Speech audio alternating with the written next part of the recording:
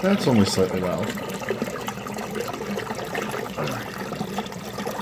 Let's put in the stock silencer. It's the stock silencer.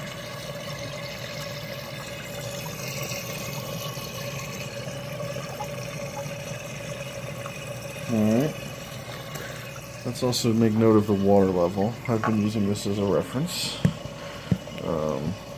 So you look at the water level in here. I'm using this little piece here. You can see it's about the same height as this piece. So if I line that piece at the top there, give or take maybe a little bit less than the piece, but about the same as that piece.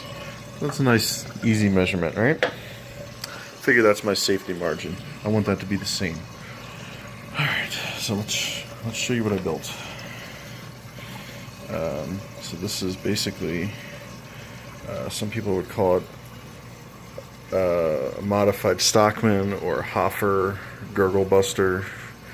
So I cut two, well, they look like square holes. They weren't originally square. They were basically just elongated. I kind of took the drill and just wiggled it around in there and then sort of chiseled it out. This is a reducer fitting, and this whole thing is just shoved up on it backwards here with the coupler. And so this is 1.25 1.5 inches. This is 1 inch cap, 1 inch. This, on the other hand, was a big part of making it quiet. Originally I had using just regular rigid air hose, which this is the same diameter as air hose on the inside, I think. It's just hard to get it quiet. This is 5/16 rigid air hose, and this is much bigger. And, well, I hear it now. Well, watch this.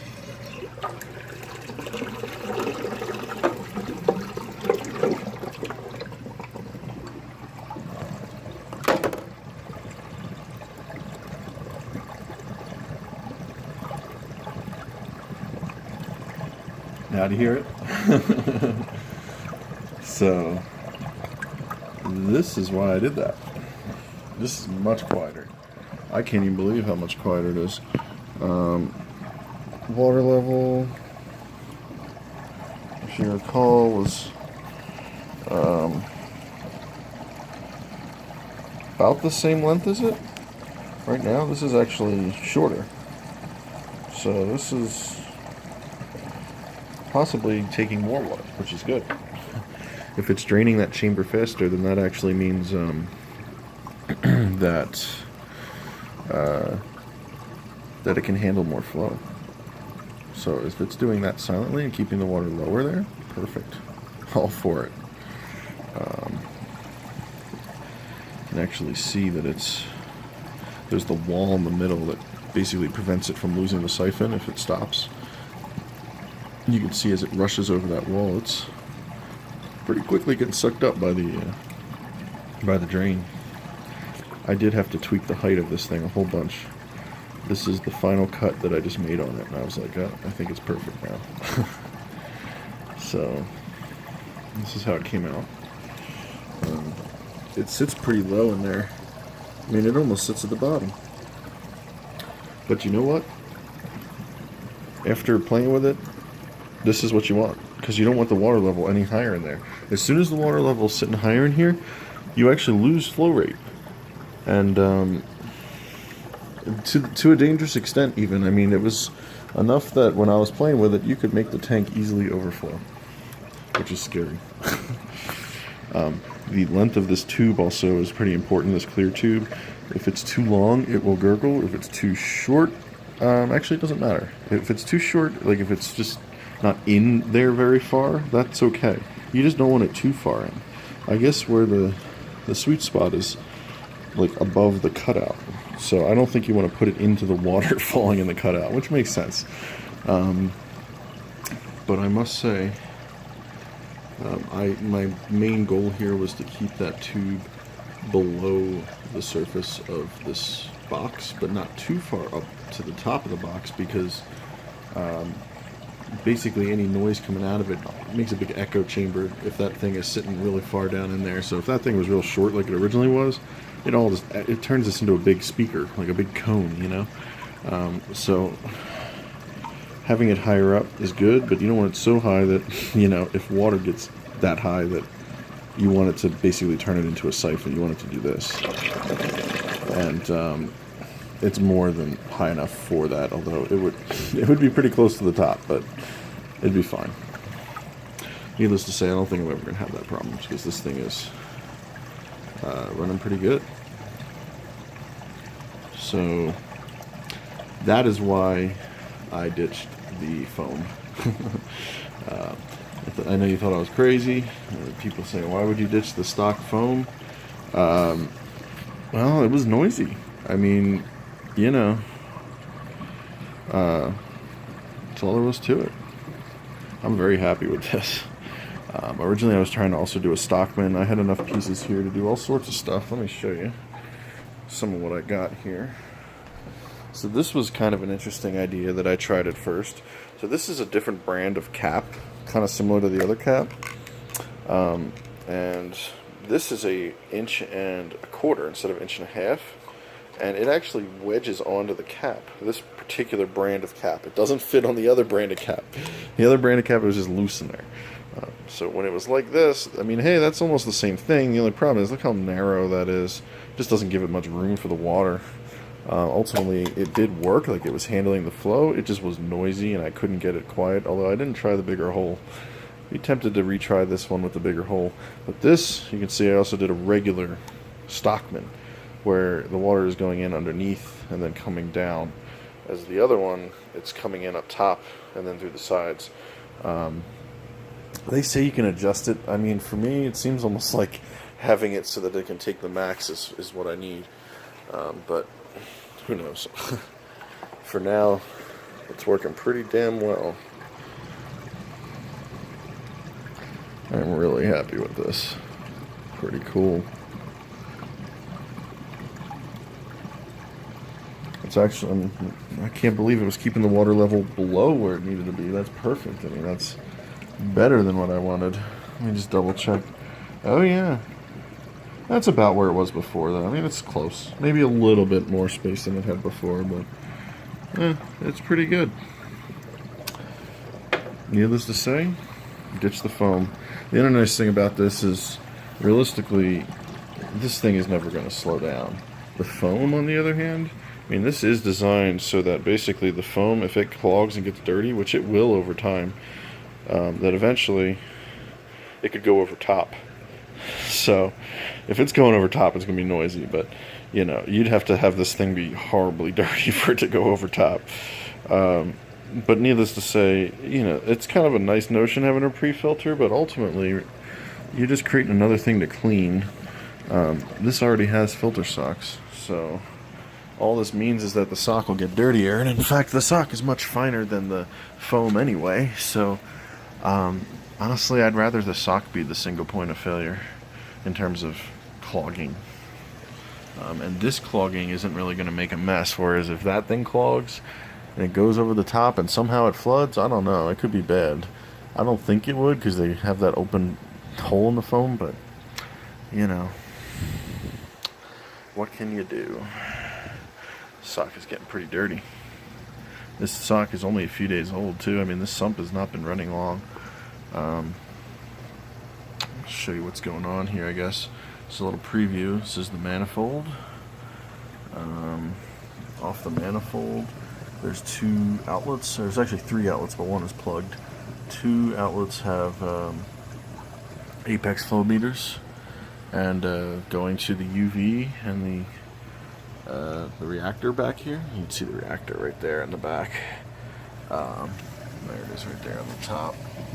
That's the reactor, and then the UV is down here. There it is. And both of those are coming back here. And here's the big return coming up the back. And the apex flow meter on it. And then the other 2 returns I was telling you about are back there. Oh, it's hard to see them. But, you know, I had some trouble with the 1/2 inch push connect leaking, so I think I'm going to redo everything in barb and hard plumbing, and clamps, hose clamps, because I trust the clamp down connection. I'm starting to not trust those push connect things as much, at least not for anything that's going to be flex hose attached. That's going to put a pressure against it, basically put a bend against it. It does not like that. That stuff does not like that at all. Maybe an update on the tank too while we're here. This thing looks almost like it's growing purple heads, and it almost looks like it's growing frog spawn heads. Like it's got like branching heads, and it's very odd. And then some heads are looking like bicolor almost. This was not purple when I got it, so if this ends up being a purple one, I'm going to be very happy. And my maize grain, anemone, mushroom, Zellas, acans, more Zellas, sun coil, my brain, my shrimp. He's always hanging in that corner, the jawfish. So the jawfish finally has picked a new home that the watchman it's not the watchman's home. They were always fighting over this cave here. The watchman finally won. That is now officially his cave.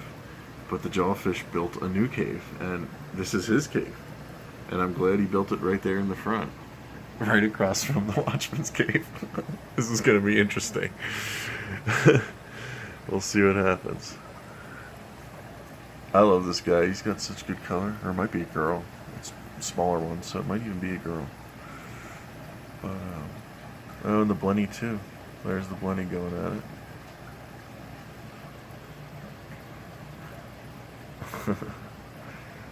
It's a pretty happening tank right now.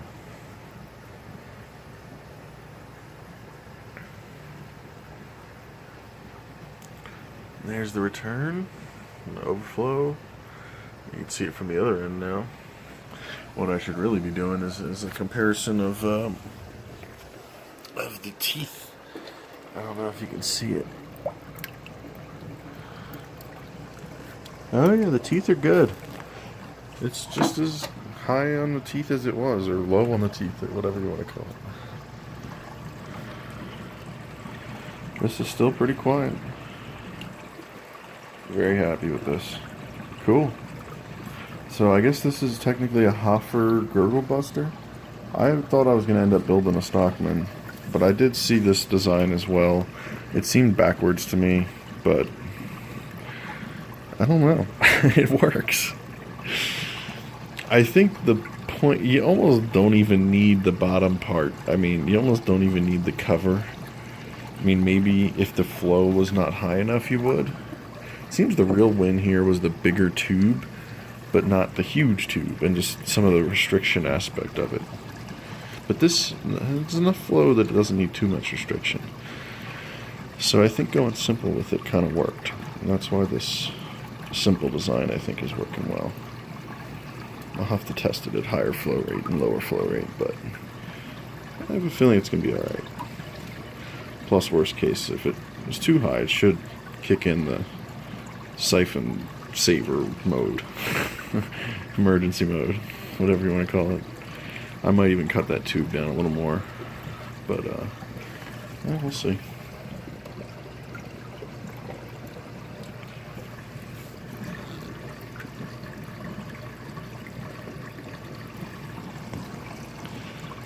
It's in there pretty good. I pushed it down a little more. Yeah, that's in there almost all the way. Huh. If I had known that from the start, that I would end up making it almost sit from the bottom like that. I spent so much time making different lengths of tube, and you can see all the attempts here, various attempts, and then I started trying to make them bigger. Oh, I don't have that one here, but I had basically, in the end, I made square holes, just big square holes, just cutting it out and drilling it and molding them to shape. This is working really well. Let me see how this is measuring up still. It's about the same. I mean, I pushed it in there a little more, but it seems like it's about the same. Alright, good. It seems like it's almost restricted somewhat by the height of the water, but just having it sit on the bottom and whatnot makes it work. This is getting long. Alright, well, it's working. UV is working, reactor's working, this is working. This is the new setup. This is much, much quieter than it was. I used to have this thing sitting on top like this to kill some of the noise. It's really barely necessary anymore. I may even build a skimmer silencer type thing. So basically have that tube go up inside of a container and then have another tube coming down from it. Probably would silence it even more.